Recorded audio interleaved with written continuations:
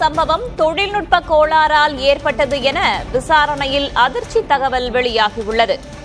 முன்னதாக தாய்லாந்தின் புக்கெட்டிலிருந்து டெல்லியை நோக்கி பயணித்த ஏர் இந்தியா A320 விமானம் கடந்த ஆகஸ்ட் 4ஆம் தேதி திடீரென்று 300 அடி கீழே இறங்கி விபத்துக்குள்ளானதில் 17 பேர் காயமடைந்தனர்.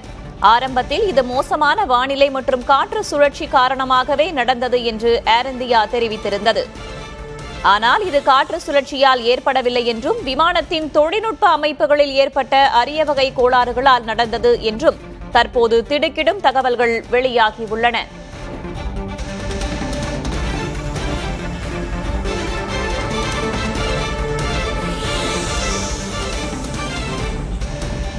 ஆகஸ்ட் 4ஆம் தேதி தாய்லாந்திலிருந்து டெல்லி வந்த விமானம் விபத்துக்குள்ளாகி 17 பேர் காயமடைந்தனர்.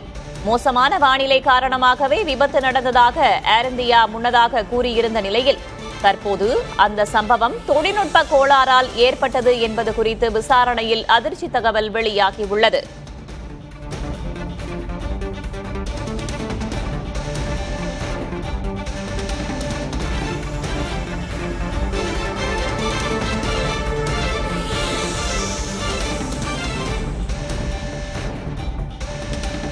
விமானம் பறந்து கொண்டிருந்த போது ஒரே நிமிடத்தில் 9 தொழில்நுட்ப கோளாறுகள் அடுத்தடுத்து ஏற்பட்டதாகவும், குறிப்பாக விமானத்தின் ஹைட்ராலிக் அமைப்புகள் செயலிழந்ததுடன் விமானத்தின் முன்பகுதியை மேலே மற்றும் கீழே உயர்த்த உதவும் எலிவேட்டர் கட்டுப்பாட்டு அமைப்பும் ஆட்டோ பைலட் அமைப்பும் திடீரென இயங்காமல் போயுள்ளதாகவும், இதனைத் தொடர்ந்து விமானி அவசரமாக விமானத்தை தனது கட்டுப்பாட்டுக்குள் கொண்டுவர முயன்றபோது விமானம் நிலைகுலைந்து சில வினாடிகளில் 300 அடி கீழே இறங்கியதாகவும் விசாரணையில் தகவல்கள் தெரிவிக்கப்பட்டுள்ளன.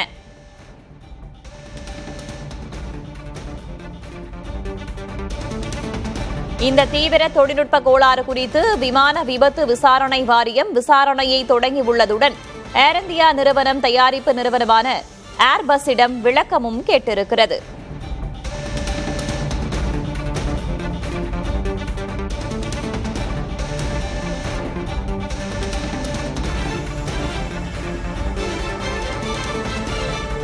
விமானம் பறந்து கொண்டிருந்த போது ஒரே நிமிடத்தில் 9 தொழில்நுட்ப கோளாறுகள் அடுத்தடுத்து ஏற்பட்டுள்ளன. குறிப்பாக விமானத்தின் ஹைட்ராலிக் அமைப்புகள் செயலிழந்ததுடன் விமானத்தின் முன்பகுதியை மேலே உயர்த்த உதவும் எலிவேட்டர் கட்டுப்பாட்டு அமைப்பும் ஆட்டோ பைலட் அமைப்பும் திடீரென இயங்காமல் போயுள்ளன.